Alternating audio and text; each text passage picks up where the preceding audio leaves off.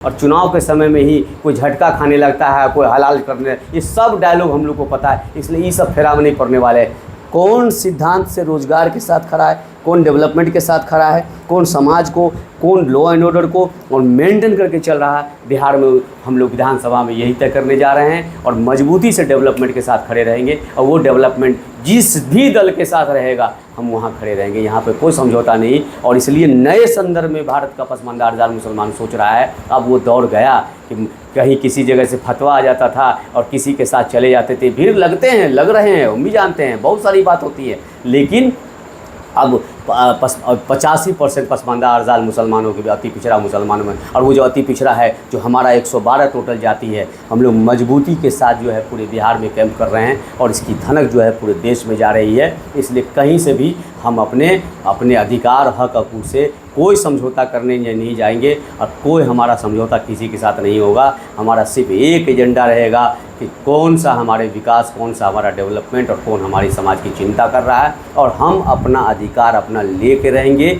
चाहे ये जितना भी षड्यंत्र करे, ये जितना भी एलिगेशन लगावे, जितना भी ये धर्म का से सहारा ले ले, हमको कोई फ़र्क नहीं पड़ता है। एक दिन हम इस देश में और इस राज्य में बाबा साहेब अम्बेडकर का और कर्पूरी ठाकुर की सत्ता को ज़मीन पर ला के छोड़ेंगे, क्योंकि हम सबसे ज़्यादा हमारी संख्या है तो हमारी बात हमारी होगी और हमारे लोग जगेंगे, ये पूरा हमको यकीन है।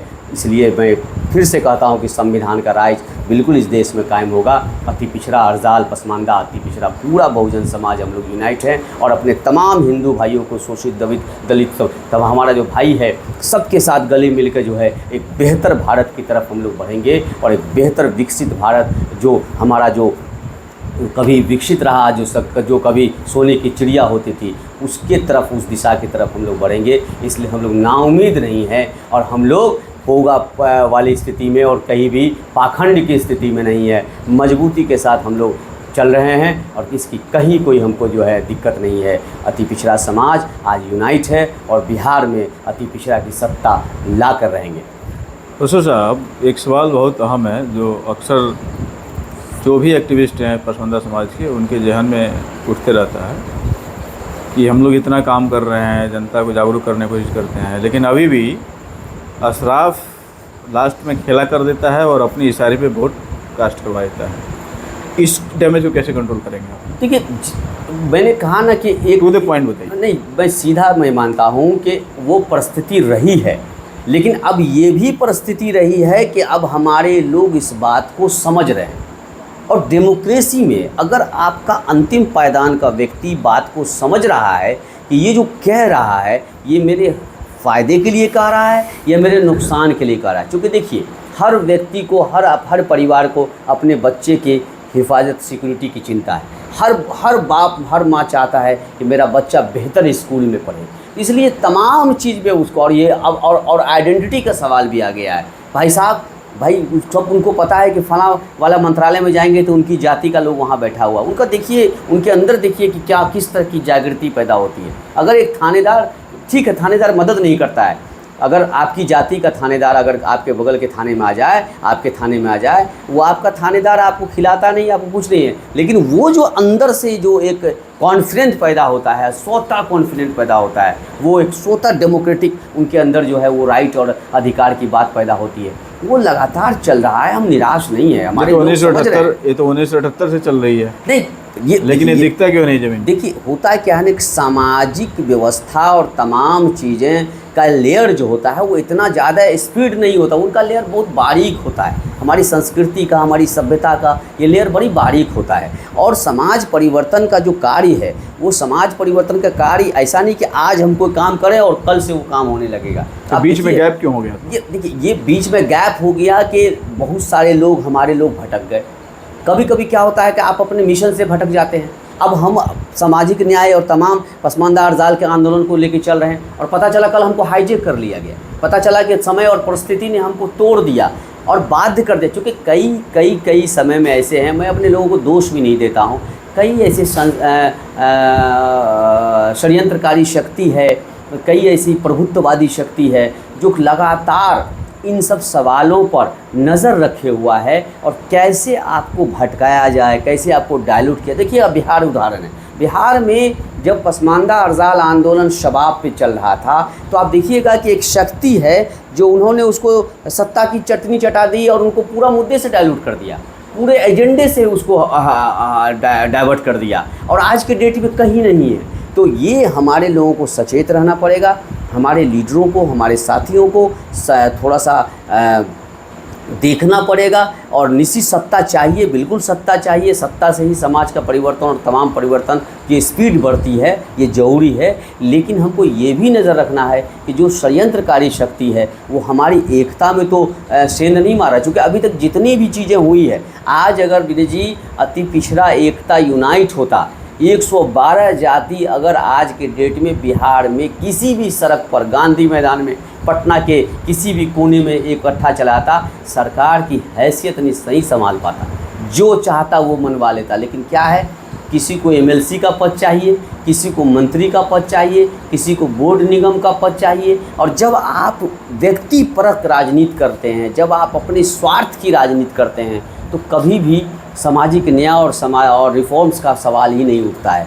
आपको त्याग होना पड़ेगा। आप देखिए, और इसके लिए मैंने उदाहरण दिया कर्पूरी ठाकुर का। आपको उस तरह के नेताओं का त्याग कर देखना पड़ेगा कि आखिर हमारे नेता, हमारे जननेता को कितना संकट का सामना करना पड़ता था। आप देखिएगा, आप प्रसंग सुने होंगे कि मुख्यमंत्री थे कर्पूरी ठाकुर जी, लेकिन कभी कभी स्कूटर से निकल जाते थे बेली रोड में, चूँकि उनके पास भी अपना कोई गाड़ी नहीं, उस तरह की कोई व्यवस्था नहीं थी। कई बार आपने देखा कि कर्पूरी जी गाँव में गए हैं और मालूम हुआ कि वहाँ के लोगों ने ही जो है उनका जो है महिंद्रा वो जो जीप है उसमें जो है पेट्रोल भरवा रहे हैं। कहा है भाई, तो कर्पूरी जी के पास पैसा नहीं है। तो ये बहुत सारी चीज़ें हैं, बहुत सारी विसंगति है समाज में। लेकिन मुझे पूरा उम्मीद है कि जिस लेवल पर भारत का संविधान ने हमको जो अधिकार दिया है, हम धीरे धीरे जागरूक हो रहे हैं, हम अपने सवालों को उठा रहे हैं। आज ये सवाल आपके सामने मुखर है।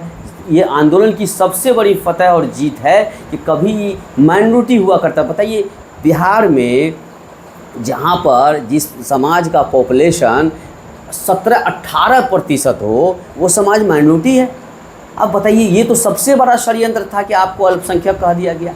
अल्पसंख्यक कहने का मतलब ही है था कि आपको उस माइंडसेट में खड़ा कर देना जहाँ आप अल्प मात्रा में, जहाँ आपको निरीह कर दे, प्राणी निरीह। एक साइकोलॉजिकल मार था, और ये साइकोलॉजिकल मार जो है, ये बहुत ख़तरनाक मार होता है। ये आपको ही पहले से बता दिया कि आप अल्प मात्रा में है, अल्पसंख्यक। जबकि बताइए, हम करोड़ों में हैं, हमारा 2.5 से 3 करोड़ पॉपुलेशन है बिहार में, और 3 करोड़ का पॉपुलेशन, 2.5 से 3 करोड़ का पॉपुलेशन वो अल्पसंख्यक नहीं होता है।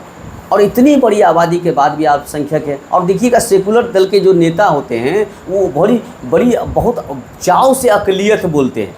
अक़लियत, अब उसको कौन सिखा दिया कि अल्पसंख्यक का मतलब अक़लियत होता है, और अक़लियत बोल के वो खुश कर देते हैं। और हमारे लोग जो अशिक्षित हैं, कम पढ़े लिखे लोग हैं, उनको लगता है कि उर्दू का कोई अच्छा वर्ड बोला है, ये नेताजी तो हमारा ये हमारा वर्ड। और सबसे बड़ी बात है कि अक़लियत बोल के उन्होंने उनको बता दिया कि तुम 2 कौड़ी के हो, तुम 2 आदमी हो, तुम्हारी कोई हैसियत नहीं है, तुम मेरे रहमो करम पर हो। और एक प्रकार का वो समाजवाद लेके नहीं गया है, बल्कि वो एक प्रकार का प्रताड़ना है, सामंतवाद है। इसलिए मैं आज के डेट में मानता हूँ कि ऐसे लोग जिसने समाजवाद और उसका ऐसे लोग जिसके समाजवादी हेलीकॉप्टर पर है, ऐसा समाजवाद जिसका समाजवादी हेलीकॉप्टर पर है, तो ऐसा मैं समाजवादी नहीं मानता हूँ। इसको थोड़ा डिफाइन कीजिए, बहुत टेक्निकल और रोचक शब्द का। नहीं, मैं इसलिए कह रहा हूँ ना कि जितना भी समाजवादी आप देखिएगा, हमारे समाजवाद के जितने भी नायक लीडर हैं, उनका पूरा 90 के बाद का इतिहास देख लीजिए। हमारा मधेपुरा देख लीजिए, रोम पोप का, मधेपुरा गोप का। मधेपुरा, सहरसा, सुपौल, ये 3 जिला है, और 3 जिला में आलमनगर, किशनगंज, उदा किशनगंज, बिहारीगंज और उसके बाद जो है सुपौल, और बाकी निर्मली और छातापुर, और ये सभी विधानसभा में आप देखिएगा तो अच्छा खासा विधानसभा में है, और अच्छा खासा पॉपुलेशन है, और एक जगह 20 से 30% है मुसलमान, पसमानदा मुसलमान में भी पसमानदा अरजाल मुसलमान। लेकिन आप देखिएगा, इन सब जगह जहाँ पर समाजवाद का जिसको ये गढ़ बोलते हैं, उन सब जगह एक जाति के लोगों को खड़ा करते हैं। आप चाहे जनता दल यूनाइटेड से आइए तो आपको वही जाति मिलेगा, राजद से आइएगा तो आपको वही जाति मिलेगा, भाजपा से आइएगा तो आपको वही जाति मिलेगा, किसी भी दल से चले आइए आपको वही जाति मिलेगा। ये समाजवाद है। तो जाहिर सी बात है कि जो ये समाजवाद है। आगे आएगा, जो काम करेगा, जो रिस्क और लेगा, उसी को मौका मिलेगा ना। ये आगे आएगा, आगे काम करेगा, ये आपको किसने राइट दे दिया कि खाली आप ही आगे आइएगा? तो ये कौन तकिया कलाम समाजवाद का पढ़ते हैं कि हम शोषित वंचितों के मसीहा हैं, हम दबे कुचले के मसीहा? किस दबे कुचले के मसीहा है? उस दबे कुचले का जो आपकी जाति का है, उस दबे कुचले का जो आप ये और वो कौन सा मसीहा है जो एनी टाइम हेलीकॉप्टर पे आता है? बस हेलीकॉप्टर पे चुनाव के समय आया, गिर कर करके जो है चुनाव जीत लिया और उसके बाद सीधे पटना और सीधे दिल्ली, फिर अगले बार चुनाव में आएंगे 5 बार। इसलिए मैं कहता हूँ कि ये जो समाजवाद है, ये बिहार में उत्तर प्रदेश का जो समाजवाद है, ये हेलीकॉप्टर पर है। इसलिए अब वो समाजवाद से कहीं भी न्याय नहीं मिलने वाला है, वो सिर्फ एक जाति का समाजवाद है। अगर आपको वाकई डाइवर्सिटी चाहिए, अगर आपको लगता है कि हम कर्पूरी ठाकुर के मानने वाले, लोहिया के मानने वाले हैं और जगदेव को मानने वाले हैं, तो उस जगदेव के समाज को आपको देखना पड़ेगा। और जगदेव का समाज, रियल समाज जो है, वो अति पिछड़ा है, अति पिछड़ा का रियल समाज है। वो सब समाज जो है वो वहाँ पर डाइवर्सिटी आप देखिएगा ना, वहाँ बढ़ई भी है, प्रजापति भी है, वहाँ कुम्हार भी है, वहाँ शर्मा भी है, वहाँ तांती भी है, वहाँ सभी तरह की जाति है, 112 जाति है। इससे बढ़िया क्या होगा कि 112 जाति में जो है आप अपना जो ये कीजिए, लेकिन ना आपका वो कहाँ होगा? आप होंगे, आपकी पत्नी होगी, आपका बेटा होगा, आपकी बहन होगी, आपका परिवार होगा, आपकी जाति होगी, फिर हम कहाँ आए? हमारे लोग कहाँ, हमारा अति पिछड़ा कहाँ है? तो ये मैं समझता हूँ कि ये समाजवाद हेलीकॉप्टर का है। इसलिए मैं बार बार लोगों को कहता हूँ कि ऐसे समाजवाद जो हेलीकॉप्टर पे हैं, इनको उतारना होगा और जो अति पिछड़ा की सत्ता है उसको कायम करना होगा। ये हम लोग का पहला ध्येय है।